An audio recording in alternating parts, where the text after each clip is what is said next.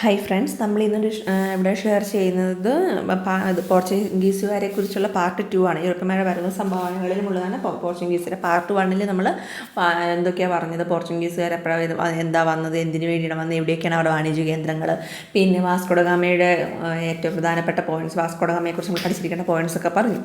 Okay, അപ്പം video കാണുന്ന മുമ്പ് നിങ്ങളുടെ സപ്പോർട്ടിന് മാത്രമേ എനിക്ക് മുന്നോട്ട് വീഡിയോ ഇടാൻ സാധിക്കുകയുള്ളൂ. അതുകൊണ്ട് അടുത്തുള്ള ബെല്ലൈക്കണിൽ ക്ലിക്ക് ചെയ്യുക, സബ്സ്ക്രൈബ് ചെയ്യുകയും ലൈക്ക് ചെയ്യുകയും ഷെയർ ചെയ്യുകയും ചെയ്യണേ.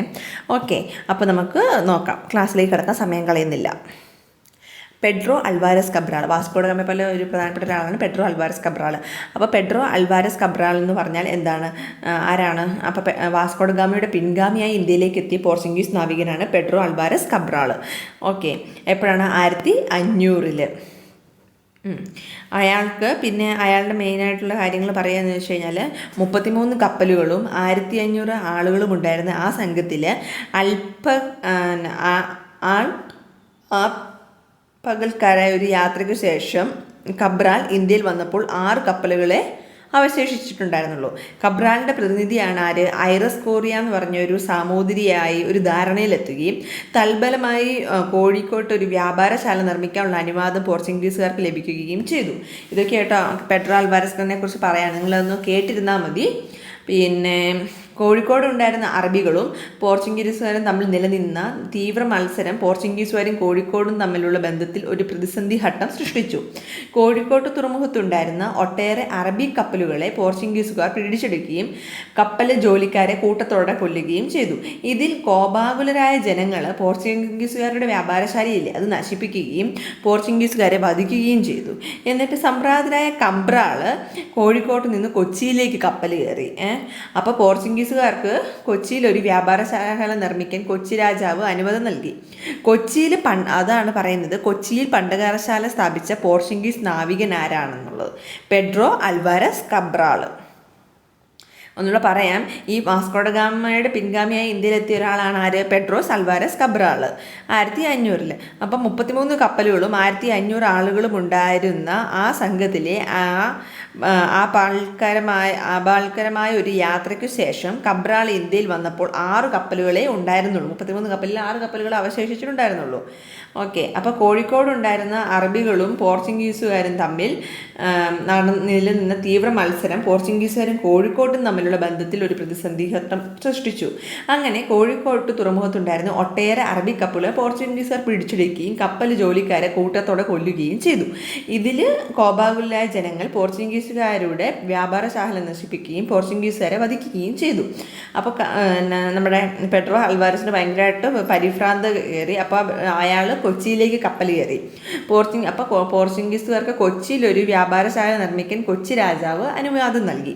അങ്ങനെ അവിടെ നമ്മുടെ പെഡ്രോ അൽവാരസ് കബ്രാൾ കൊച്ചിയിൽ പണ്ടകശാല സ്ഥാപിച്ച പോർച്ചുഗീസ് നാവികനെന്ന് അറിയപ്പെടുന്നു. ഓക്കെ, അതിനകത്ത് ഇപ്പോൾ നമ്മൾ ഇത്രയും പറഞ്ഞ കാര്യങ്ങളിൽ മെയിനായിട്ട് നിങ്ങൾ ഓർത്തിരിക്കേണ്ടതൊക്കെയാണ്. വാസ്കോഡഗാമയുടെ പിൻഗാമിയായി ഇന്ത്യയിൽ എത്തിയതാരാണ്? പോർച്ചുഗീസ് നാവികൻ പെഡ്രോ അൽവാരസ് കബ്രാൾ. അതുപോലെ കൊച്ചിയിൽ പണ്ടകശാല സ്ഥാപിച്ച പോർച്ചുഗീസ് നാവികൻ ആരാന്ന് ചോദിച്ചാലും പെഡ്രോ അൽവാരസ് കബ്രാൾ. ഈ 2 പോയിന്റാണ് മെയിനായിട്ട് ഓർത്തിരിക്കേണ്ടത് കേട്ടോ. അടുത്തത് നമുക്ക് കൺഫ്യൂസ് വരുന്ന കാര്യങ്ങളാണ് പറയുന്നത്. കരമാർഗം ഇന്ത്യയിൽ ആദ്യമായി എത്തിയ പോർച്ചുഗീസ് സഞ്ചാരി ആരാണ്? പെറോഡ കോവിൽഹ. ഓക്കെ, പെറോഡ കോവിൽഹ.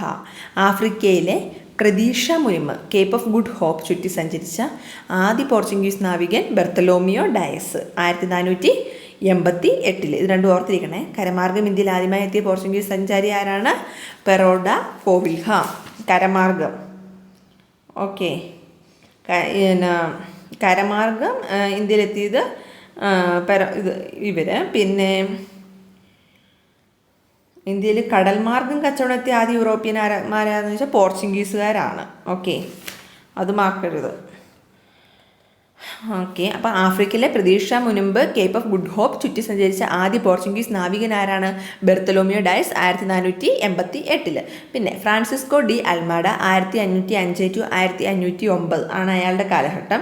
എന്ന് വെച്ചാൽ ഇന്ത്യയിലെ ആദ്യത്തെ പോർച്ചുഗീസ് വൈസ്രോയാണ് ഫ്രാൻസിസ്കോ ഡി അൽമേഡ. പിന്നെ ജല നയം, ഇത് ഭയങ്കര ഇമ്പോർട്ടൻ്റ് ആട്ടോ. ഈ നീലജല നയം നടപ്പിലാക്കി പോർച്ചുഗീസ് വൈസ്രോയും ഫ്രാൻസിസ്കോ ഡി അൽമേഡയാണ്.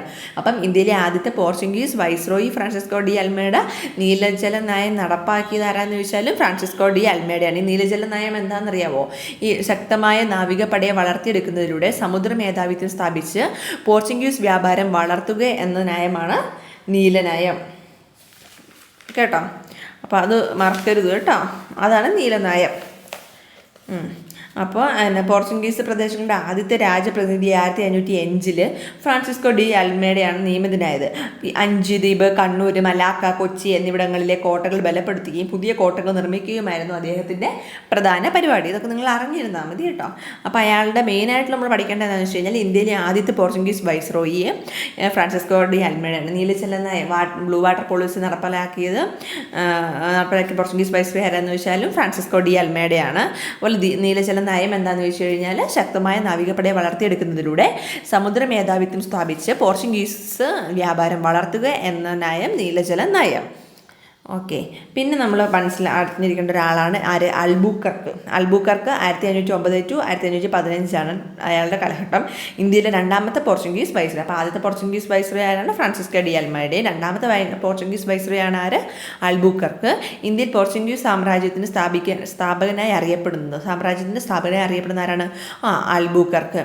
അപ്പം ഇന്ത്യയിലെ രണ്ടാമത്തെ പോർച്ചുഗീസ് വൈസ്രോയി അൽബുക്കർക്ക്. ഇന്ത്യയിൽ പോർച്ചുഗീസ് സാമ്രാജ്യത്തിൻ്റെ സ്ഥാപകനായി അറിയപ്പെടുന്നത് അൽബുക്കർക്ക്. ഇന്ത്യയിൽ പോർച്ചുഗീസ് കോളനിവൽക്കരണ നേതൃത്വം നൽകിയ വൈസ്രോയി ആരാണ്? അൽബുക്കർക്ക്. പിന്നെ പോർച്ചുഗീസുകാരും ഇവിടെ എഴുതി തെറ്റിപ്പോയിട്ടോ, പോർച്ചുഗീസുകാരും ഇന്ത്യയും തമ്മിലുള്ള വിവാഹത്തെ മിശ്ര കോളനി വ്യവസ്ഥ അല്ലെങ്കിൽ പ്രോത്സാഹിപ്പിച്ച പോർച്ചുഗീസ് വൈസ്രോയി ആരാന്ന് വെച്ചാലും അൽബുക്കർക്കാണ്. ഓക്കെ, പിന്നെ വിദ്യാലയങ്ങൾ, അൽബുക്കർക്ക് കുറേ കാര്യങ്ങളുണ്ട് കേട്ടോ നമുക്ക് ഇവിടെ ചെയ്തത്. വിദ്യാലയങ്ങൾ സ്ഥാപിക്കുന്ന നേതൃത്വം നൽകിയത് അൽബുക്കർക്കാണ്. നീതി പരിപാലനം കർശനമാക്കി പോർച്ചുഗീസ് വൈസ്രോയി ആരാന്ന് വെച്ചാൽ അൽബുക്കർക്കാണ്. വിദ്യാലയങ്ങൾ സ്ഥാപിക്കുന്ന നേതൃത്വം നൽകിയത് അൽബുക്കർക്കാണ്. നീതി പരിപാലനം കർശനമാക്കിയ പോർച്ചുഗീസ് വൈസ്രോയി അൽബുക്കർക്കാണ്. ഇന്ത്യയിൽ സതി നിരോധിക്കുകയും നാണയ സമ്പ്രദായം ഏർപ്പെടുത്തുകയും ചെയ്ത പോർച്ചുഗീസ് വൈസ്രോയി അൽബുക്കർക്കാണ്. അപ്പം ഇന്ത്യയിലെ രണ്ടാമത്തെ പോർച്ചുഗീസ് വൈസ്രോയിയാണ് അൽബുക്കർക്ക്. ഓക്കെ, പിന്നെ അൽബുക്കർക്കിൻ്റെ എന്തൊക്കെ നമ്മൾ ഇത്ര നേരം ഒന്നുകൂടെ നോക്കാം. ഇന്ത്യയിലെ രണ്ടാമത്തെ പോർച്ചുഗീസ് വൈസ്രോയി അൽബുക്കർക്കാണ്. ഇന്ത്യയിൽ പോർച്ചുഗീസ് സാമ്രാജ്യത്തിൻ്റെ സ്ഥാപകനായി അറിയപ്പെടുന്നത് അൽബുക്കർക്കാണ്. ഇന്ത്യയിൽ പോർച്ചുഗീസ് കോളനിവൽക്കരണത്തിന് നേതൃത്വം നൽകിയ വൈസ്രോയി ആരെന്ന് വെച്ചാൽ അൽബുക്കർക്കാണ്. കോഴിക്കോട് നഗരം ആക്രമിച്ച പോർച്ചുഗീസ് വൈസ്രോയി ആരെന്ന് വെച്ചാൽ അൽബുക്കർക്കാണ്. പോർച്ചുഗീസുകാരും ഇന്ത്യയും തമ്മിലുള്ള വിവാഹത്തെ മിശ്ര കോളനി വ്യവസ്ഥ പ്രോത്സാഹിപ്പിച്ച പോർച്ചുഗീസ് വൈസ്രോയി ആരാന്ന് വെച്ചാൽ ആരാണ്? അൽബുക്കർക്കാണ്. വിദ്യാലയങ്ങൾ സ്ഥാപിക്കുന്ന നേതൃത്വം നൽകിയത് അൽബുക്കർക്ക്. നീതി പരിപാലന കർശനം പോർച്ചുഗീസ് വൈസ്രോയി അൽബുക്കർക്ക്. ഇന്ത്യയിൽ സതി നിരോധിക്കുകയും നാണയ സമ്പ്രദായ വ്യവസ്ഥ ഏർപ്പെടുത്തുകയും ചെയ്ത പോർച്ചുഗീസ് വൈസ്രോയി അൽബുക്കർക്ക്. പിന്നെ പോർച്ചുഗീസ് ഗോവ പിടിച്ചെടുത്ത് ബിജാപൂർ സുൽത്താനിൽ നിന്ന്. പോർച്ചുഗീസ് ഗോവ പിടിച്ചെടുത്ത എവിടെ നിന്നാണ്? ബിജാപൂർ സുൽത്താനിൽ നിന്നാണ്. പോർച്ചുഗീസ് ആസ്ഥാനം കൊച്ചിയിൽ നിന്ന് ഗോവയിലേക്ക് മാറ്റിയ വൈസ്രോയി ആരാന്ന് വെച്ച് കഴിഞ്ഞാൽ അൽബുക്കർക്കാണ്. അപ്പം പോർച്ചുഗീസുകാർ ഗോവ പിടിച്ചെടുത്താണ് ബിജാപൂർ സുൽത്താനിൽ നിന്ന്. അതുപോലെ പോർച്ചുഗീസിൻ്റെ ആസ്ഥാനം കൊച്ചിയിൽ നിന്നും ഗോവയിലേക്ക് മാറ്റിയ വൈസ്രോയി ആരെന്ന് വെച്ചാൽ അൽബുക്കർക്കാണ്. പോർച്ചുഗീസുകാരുടെ പ്രധാന ലക്ഷ്യം എന്തായിരുന്നു വെച്ച് കഴിഞ്ഞാൽ അറബികളുടെയും ചൈനക്കാരുടെയും കേരളത്തിലെ വ്യാപാര കുത്തുക അവസാനിപ്പിക്കുക എന്നതായിരുന്നു. ഓക്കെ, അപ്പം അൽബുക്കർക്കിൻ്റെ കുറേ നമ്മൾ പറഞ്ഞല്ലേ, എന്തൊക്കെയാണ് ഒന്നും കൂടെ നമുക്ക് നോക്കാം. ഇന്ത്യയിലെ രണ്ടാമത്തെ പോർച്ചുഗീസ് വൈസ്രോയി അൽബുക്കർക്ക്. ആദ്യത്തെ ആരായിരുന്നു? Francisco de Almeida. പിന്നെ ഇന്ത്യയിൽ പോർച്ചുഗീസ് സാമ്രാജ്യത്തിൻ്റെ സ്ഥാപകനായി അറിയപ്പെടുന്ന ആരാണ്? അൽബുക്കർക്ക്. ഇന്ത്യയിൽ പോർച്ചുഗീസ് കോളനി വൽക്കരണത്തിന് നേതൃത്വം നൽകിയ വൈസ്രോയി ആരാണ്? അൽബുക്കർക്ക്. കോഴിക്കോട് നഗരം ആക്രമിച്ച പോർച്ചുഗീസ് വൈസ്രോയി ആരാണ്? അൽബുക്കർക്ക്. പോർച്ചുഗീസുകാരും ഇന്ത്യക്കാരും തമ്മിലുള്ള വിവാഹത്തെ മിശ്ര കോളനി വ്യവസ്ഥ പ്രോത്സാഹിപ്പിച്ച പോർച്ചുഗീസ് വൈസ്രോയി ആരാണ്? അൽബുക്കർക്ക്. വിദ്യാലയങ്ങൾ സ്ഥാപിക്കുന്ന നേതൃത്വം നൽകിയത് ആരാണ്? അൽബുക്കർക്ക്. നീതി പരിപാലനം കർശനമാക്കി പോർച്ചുഗീസ് വൈസ്രോയി ആരാണ്? അൽബുക്കർക്ക്. ഇന്ത്യയിൽ സതി നിരോധിക്കുകയും നാണയ സമ്പ്രദായം ഏർപ്പെടുത്തുകയും ചെയ്ത പോർച്ചുഗീസ് വൈസ്രോയി ആരാണ്? അൽബുക്കർക്ക്. പിന്നെ പോർച്ചുഗീസ് ഗോവ പിടിച്ചെടുത്ത് ബിജാപൂർ സുൽത്താനിൽ നിന്നാണ്. അതുപോലെ പോർച്ചുഗീസുകാരുടെ ആസ്ഥാനം കൊച്ചിയിൽ നിന്ന് ഗോവയിലേക്ക് മാറ്റിയ വൈസ്രോയി ആരാണ്? അൽബുക്കർക്ക്. പോർച്ചുഗീസുകാരുടെ പ്രധാന ലക്ഷ്യം അറബികളുടെയും ചൈനക്കാരുടെയും കേരളത്തിലെ വ്യാപാര കുത്തുക അവസാനിപ്പിക്കുക എന്നതായിരുന്നു. പിന്നെ അടുത്ത നമ്മൾ പറയുന്നത് എന്തിനെക്കുറിച്ചെന്ന് വെച്ചാൽ ആരാന്ന് വെച്ചാൽ കുഞ്ഞാലി മരക്കാർ. അപ്പം നമ്മൾ ഫ്രാൻസിസ്കോ ഡി അൽമേഡയെ കുറിച്ച് പറഞ്ഞു, പിന്നെ പെഡ്രോ അൽവാരസ് കബ്രാൾ പറഞ്ഞു, അൽബുക്കർക്ക്, 3 പേരുടെ കാര്യം പറഞ്ഞു. ഇനി അടുത്ത കുഞ്ഞാലി മരക്കാരും കൂടെ തീർത്തിട്ട് ഇന്നത്തെ ക്ലാസ് ഞാൻ അവസാനിപ്പിക്കുകയാണെങ്കിൽ നമുക്ക് മൊത്തം കുറേ നിങ്ങൾ പഠിക്കുമ്പോൾ നിങ്ങൾക്ക് അത് കൺഫ്യൂഷൻ ആവും. അപ്പം അതാത് ദിവസം തന്നെ പഠിച്ചു തീർക്കുക കേട്ടോ. ഓക്കെ, കുഞ്ഞാലി മരക്കാർ നമുക്ക് എന്തൊക്കെയാണ് നൽകുന്നത്? കോഴിക്കോട് ഭരണം നടത്തിയിരുന്ന സാമൂതിരിമാരുടെ നാവികപ്പടയുടെ തലവന്മാരാരാന്ന് വെച്ച് കഴിഞ്ഞാൽ കുഞ്ഞാലി മരക്കാർ. കോഴിക്കോട് ഭരണം നടത്തിയിരുന്ന സാമൂതിരിമാരുടെ നാവികപ്പടയുടെ തലവന്മാർ എന്ന് പറഞ്ഞാൽ കുഞ്ഞാലി മരക്കാരാണ്. കുഞ്ഞാലി മരക്കാരുടെ ആസ്ഥാനം വടകരയ്ക്ക് അടുത്തുള്ള പുതുപ്പണത്തെ മരക്കാർ കോട്ട. ഓക്കെ, അപ്പം കോഴിക്കോട് ഭരണം നടത്തിയിരുന്ന സാമൂതിരിമാരുടെ നാവികപ്പടയുടെ തലവൻ കുഞ്ഞാലി മരക്കാർ. കുഞ്ഞാലി മരക്കാരുടെ ആസ്ഥാനം വടകര കേട്ടോ, വടകര. ഞാനിവിടെ ഒന്ന് എഴുതി മാറ്റി വെക്കാം.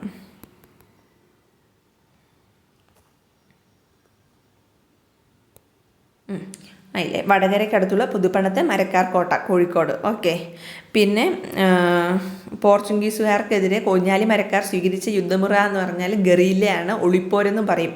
ഓക്കെ, പോർച്ചുഗീസുകാർക്കെതിരെ കുഞ്ഞാലി മരക്കാർ സ്വീകരിച്ച യുദ്ധമുറ എന്നാണ് ഗറില്ല, ഒളിപ്പോര്. പിന്നെ കുഞ്ഞാലി 1 കുട്ടി അലിയെന്നും, കുഞ്ഞാലി 1 കുട്ടി പോക്കർ അലിയെന്നും, കുഞ്ഞാലി 111 പട്ടുമരക്കാർ എന്ന് വെച്ചാൽ പട്ടുമരക്കാർ, പടമരക്കാർ. ഓക്കെ, കുഞ്ഞാലി 4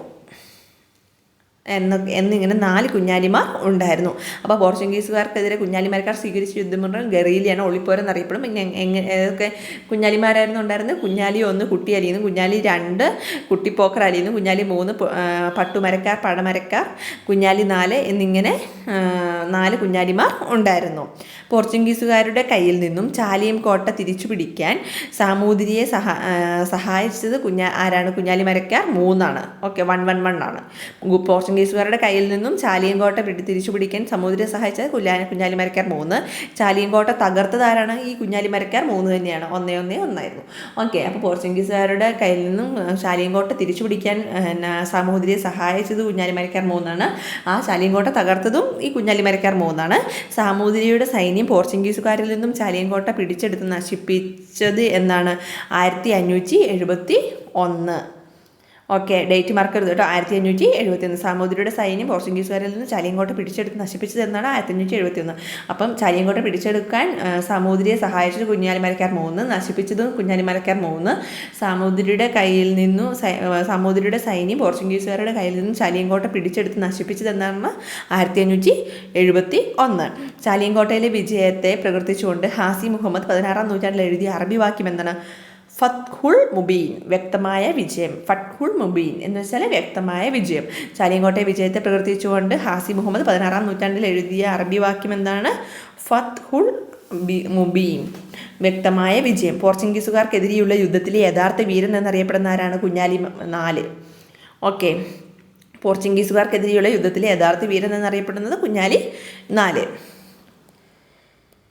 ഓക്കെ, അപ്പോൾ നമ്മൾ ഇതുവരെ കുഞ്ഞാലി മരക്കാരനെ എന്തൊക്കെയാണ് പറഞ്ഞത്? കോഴിക്കോട് ഭരണം നടത്തിയിരുന്ന സാമൂതിരിയുടെ നാവികപ്പടയുടെ തലവന്മാർ കുഞ്ഞാലി മരക്കാരാണ്. പിന്നെ അപ്പം ചാലിയങ്കോട്ട വിജയത്തെ പ്രകീർത്തിച്ചുകൊണ്ട് ഹാസി മുഹമ്മദ് 16-ാം നൂറ്റാണ്ടിൽ എഴുതിയ അറബി വാക്യം ഫത്ഹുൽ മുബീൻ, വ്യക്തമായ വിജയം. പോർച്ചുഗീസുകാർക്കെതിരെയുള്ള യുദ്ധത്തിലെ യഥാർത്ഥ വീരൻ എന്നറിയപ്പെടുന്ന ആരാണ്? കുഞ്ഞാലി 4. പിന്നെ ഇന്ത്യൻ സമുദ്രങ്ങളുടെയും അതിനായകൻ, മുസ്ലിങ്ങളുടെ രാജാവ് എന്നീ ബിരുദം സ്വീകരിച്ചതും കുഞ്ഞാലി 4 അപ്പോൾ ചാലിയങ്കോട്ടയുടെ കാര്യം പറയുമ്പോൾ കുഞ്ഞാലി 3 ആണ്. അതുപോലെ തന്നെ കുഞ്ഞാലി 4 എന്തൊക്കെയാണ് വരുന്നത്? യഥാർത്ഥ വീരൻ, യുദ്ധത്തിലെ യഥാർത്ഥ വീരൻ എന്നറിയപ്പെടുന്ന കുഞ്ഞാലി 4 ഇന്ത്യൻ സമുദ്രങ്ങളുടെ അതിനായകൻ, മുസ്ലിങ്ങളുടെ രാജാവ് എന്നീ ബിരുദം സ്വീകരിച്ചത് കുഞ്ഞാലി 4. അടച്ചിട്ട് കടന്നു കളയുക എന്ന സമരതന്ത്രം ആവിഷ്കരിച്ചത് കുട്ടിയലിയാണ്. ഓക്കെ, കുട്ടിയലിയെ നമ്മൾ കുഞ്ഞാലി മരക്കാർ 1 കുട്ടിയലി എന്നല്ല പറയുന്നത്. അതെ. പിന്നെ കുഞ്ഞാലി മരക്കാർ 4 പോർച്ചുഗീസുകാർ ഗോവയിൽ വെച്ച് വധിച്ച വർഷം എന്നാണ്? 1600. മറക്കരുത് കേട്ടോ. നേരത്തെ നമ്മളൊരു ഡേറ്റ് പഠിച്ചായിരുന്നല്ലോ, 1571 സാമൂതിരിയുടെ സൈന്യം പോർച്ചുഗീസുകാരിൽ നിന്നും ചാലിയങ്കോട്ട പിടിച്ചെടുത്ത് 1571. അതുപോലെ തന്നെ ആരെ വധിച്ചത്? 1600. കുഞ്ഞാലി മരക്കാർ 4 പോർച്ചുഗീസുകാർ ഗോവയിൽ വധിച്ച വർഷം എന്നാണ്? 1600. അപ്പോൾ ഇന്ത്യൻ സമുദ്രങ്ങളുടെ അതിനായകൻ, മുസ്ലിങ്ങളുടെ രാജാവ് എന്നീ ബിരുദം സ്വീകരിച്ചത് കുഞ്ഞാലി 4. പോർച്ചുഗീസുകാർക്കെതിരെയുള്ള യുദ്ധത്തിലെ യഥാർത്ഥ വീരൻ എന്നറിയപ്പെടുന്ന ആരാണ്? കുഞ്ഞാലി 4. പിന്നെ അടച്ചിട്ട് കടന്നു കളയുക എന്ന സമരതന്ത്രം ആവിഷ്കരിച്ചത് ആരാണ്? കുട്ടിയലി. കുഞ്ഞാലി മരക്കാർ 4 പോർച്ചുഗീസുകാർ ഗോവയിൽ വെച്ച് വധിച്ച വർഷം 1600. പിന്നെ ഇന്ത്യൻ നാവികസേനയുടെ നേതൃത്വത്തിൽ കുഞ്ഞാലി മരക്കാർ സ്മാരകം നിർമ്മിച്ചത് എവിടെയാണ്? കോട്ടക്കൽ, വടകം, വടകരയിൽ. ഇന്ത്യൻ നാവികസേനയുടെ നേതൃത്വത്തിൽ കുഞ്ഞാലി മരക്കാർ സ്മാരകം നിർമ്മിച്ചത് എവിടെയാണ്? കോട്ടക്കൽ, വടകരയിൽ. കുഞ്ഞാലി മരക്കാരുടെ സ്മരണാർത്ഥം സ്റ്റാമ്പ് പുറത്തിറക്കിയ വർഷം എന്നാണ്? 2000. ഓക്കെ, ഇതൊക്കെ മറക്കരുത്. കുഞ്ഞാലി മരക്കാർ 4-ന് വധിച്ചതെന്നാണ് 1600 അല്ലേ? അതെ. പിന്നെ കുഞ്ഞാലി മരക്കാരുടെ സ്മരണാർത്ഥം സ്റ്റാമ്പ് പുറത്തിറക്കിയ വർഷം 2000. ഇന്ത്യൻ നാവികസേനയുടെ നേതൃത്വത്തിൽ കുഞ്ഞാലി മരക്കാർ സ്മാരകം നിർമ്മിച്ചത് കോട്ടക്കൽ, വടകര. ഓക്കെ, ഓർത്തിരിക്കുമല്ലോ അല്ലേ? മറക്കരുത് കേട്ടോ. ഇപ്പോൾ കുഞ്ഞാലി മരക്കാരെ കുറിച്ച് നമ്മൾ ലാസ്റ്റ് പറഞ്ഞു. ഒന്നുകൂടെ നോക്കാം എന്തൊക്കെയാണ്. കോഴിക്കോട് ഭരണം നടത്തിയിരുന്ന സാമൂതിരിമാരുടെ നാവികപ്പടയുടെ തലവന്മാർ എന്ന് പറഞ്ഞാൽ കുഞ്ഞാലി മരക്കാർ. കുഞ്ഞാലി മരക്കാരുടെ ആസ്ഥാനം വടകരയ്ക്ക് അടുത്തുള്ള പുതുപ്പണത്തെ മരക്കാർ കോട്ട എന്ന് പറയുക കോഴിക്കോടാണ്. ഓക്കെ. പിന്നെ പോർച്ചുഗീസുകാർക്കെതിരെയുള്ള കുഞ്ഞാലി മരക്കാർ സ്വീകരിച്ച യുദ്ധമുറ എന്താണ്? ഗറീല എന്ന് പറഞ്ഞാൽ ഒളിപ്പോരെന്നറിയപ്പെടും. കുഞ്ഞാലി 1 കുട്ടിയലി, കുഞ്ഞാലി 2 കുട്ടിപ്പോഹറലി, കുഞ്ഞാലി 3 പട്ടുമരക്കാർ, പടുമരക്കാർ, കുഞ്ഞാലി 4 എന്നിങ്ങനെ 4 കുഞ്ഞാലിമാരുണ്ടായിരുന്നു.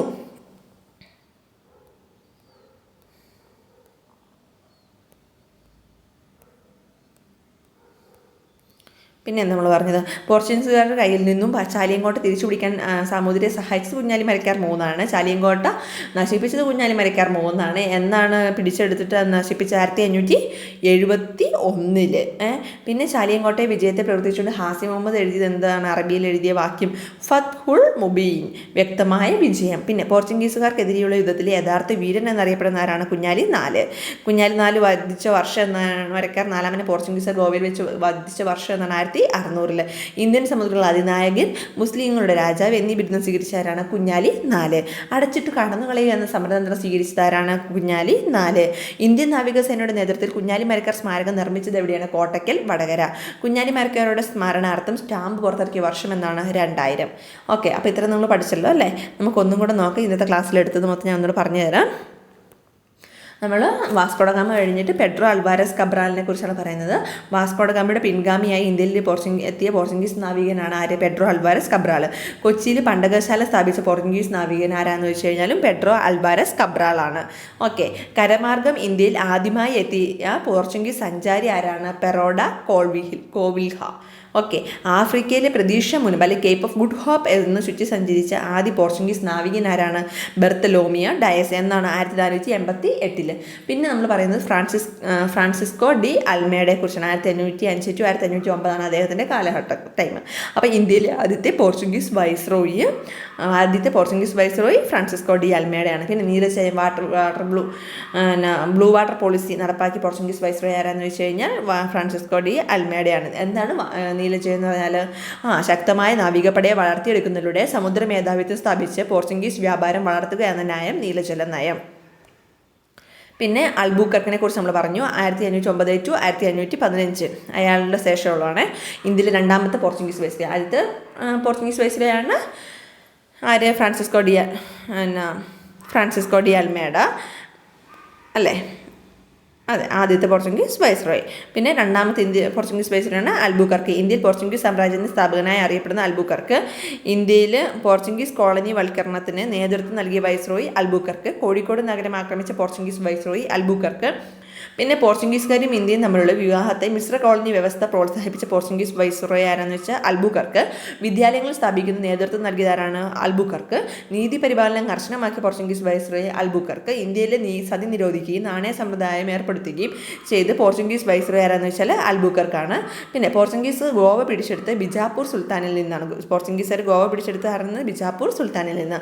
പോർച്ചുഗീസ് ആസ്ഥാനം കൊച്ചിയിൽ നിന്നും ഗോവയിലേക്ക് മാറ്റിയ വൈസ്രോയി ആരാണ്? അൽബുക്കർക്കാണ്.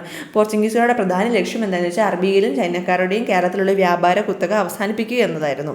ഓക്കെ. പിന്നെ നമ്മൾ പറഞ്ഞു കുഞ്ഞാലി മരക്കാരെ കുറിച്ചാണ്. കുഞ്ഞാലി മരക്കാർ എന്ന് പറഞ്ഞാൽ കോഴിക്കോട് സാമൂതിരി നമ്പൂതിരിയെ നാവികപ്പടയുടെ തലവന്മാരാരാന്ന് വെച്ചാൽ കുഞ്ഞാലി മരക്കാരാണ്. കുഞ്ഞാലി മരക്കാരുടെ ആസ്ഥാനം എവിടെയാണെന്ന് വെച്ചാൽ വടകരയ്ക്ക് അടുത്തുള്ള പുതുപ്പണത്തെ മരക്കാർ കോട്ട കോഴിക്കോടാണ്. ഓക്കെ. പിന്നെ പോർച്ചുഗീസുകാർക്കെതിരെ കുഞ്ഞാലി മരക്കാർ സ്വീകരിച്ച യുദ്ധമുറ ഗറീലയാണ്, ഒളിപ്പോര എന്ന് അറിയപ്പെടുന്നു. കുഞ്ഞാലി 1 കുട്ടിയാലി, കുഞ്ഞാലി 2 കുട്ടിപ്പോക്കർ അലി, കുഞ്ഞാലി 3 പട്ടുമരക്കാർ, പടമരക്കാർ, കുഞ്ഞാലി 4 എന്നിങ്ങനെ 4 കുഞ്ഞാലിമാരുണ്ടായിരുന്നു. പോർച്ചുഗീസുകാരുടെ കയ്യിൽ നിന്നും ചാലിയങ്കോട്ട തിരിച്ചു പിടിക്കാൻ സമുദ്രയെ സഹായിച്ച കുഞ്ഞാലിമരക്കാർ 3 അത് നശിപ്പിച്ചതും കുഞ്ഞാലിമരക്കാർ 3 പിടിച്ചെടുത്ത സമയം എന്തായിരുന്നു ഡേറ്റ് 1571 ചാലിയങ്കോട്ടയിലെ വിജയത്തെ പ്രകീർത്തിച്ചുകൊണ്ട് മുഹമ്മദ് ഹാസി മുഹമ്മദ് 16-ാം നൂറ്റാണ്ടിൽ എഴുതിയ അറബി വാക്യം എന്താണ്? ഫത്ഹുൽ മുബീൻ, വ്യക്തമായ വിജയം. ഓക്കെ, പോർച്ചുഗീസുകാർക്കെതിരെയുള്ള യുദ്ധത്തിലെ യഥാർത്ഥ വീരൻ എന്നറിയപ്പെടുന്നവരാണ് കുഞ്ഞാലി 4. ഇന്ത്യൻ സമുദ്രങ്ങളുടെയും അതിനായകൻ, മുസ്ലിങ്ങളുടെ രാജാവ് എന്നീ ബിരുദം കുഞ്ഞാലി 4 ഉണ്ടായിരുന്നത്. അടച്ചിട്ട് കളർന്നു കളയുക എന്ന സമരതന്ത്രമാർക്കായിരുന്നു? കുഞ്ഞാലി 4 കുട്ടിയലിക്കാണ് കേട്ടോ. പിന്നെ കുഞ്ഞാലി മരക്കാർ 4 പോർച്ചുഗീസുകാർ ഗോവയിൽ വെച്ച് വധിച്ച വർഷം എന്നാണ്? 1600. ഇന്ത്യൻ നാവികസേനയുടെ നേതൃത്വത്തിൽ കുഞ്ഞാലി മരക്കാർ സ്മാരകം നിർമ്മിച്ചത് എവിടെയാണ്? കോട്ടക്കിൽ, വടകരയിൽ. കുഞ്ഞാലി മരക്കാരുടെ സ്മരണാർത്ഥ സ്റ്റാമ്പ് പുറത്തിറക്കിയ വർഷം എന്നാണ്? 2000. ഓക്കെ, അപ്പോൾ നമ്മൾ ഇത്രയാണ് ഈ ഒരു ക്ലാസ്സിൽ നമ്മൾ ഡിസ്കസ് ചെയ്യുന്നത്. ഓക്കെ, അടുത്ത ക്ലാസ്സിൽ ഞാൻ ഭൂമിശാസ്ത്രമായിരിക്കും എടുക്കും. ഇനി ഭൂമിശാസ്ത്രം കംപ്ലീറ്റ് എടുത്തിട്ട് നമുക്ക് ബാക്കി നോക്കാം. ഭൂമിശാസ്ത്രം ഒരു 5 മാർക്കല്ലേ ഉള്ളൂ, അത് വളരെ കുറച്ച് കണ്ടന്റ് അല്ലേ അതിനകത്തുള്ളൂ. അപ്പോൾ നമുക്ക് മാക്സിമം സ്പീഡിൽ ഞാൻ എടുത്ത് തീർക്കാൻ നോക്കാം. വീഡിയോ ഇഷ്ടമായ ലൈക്ക് ചെയ്യാനും സബ്സ്ക്രൈബ് ചെയ്യാനും ഷെയർ ചെയ്യാനും മറക്കരുത്. Okay, thank you friends.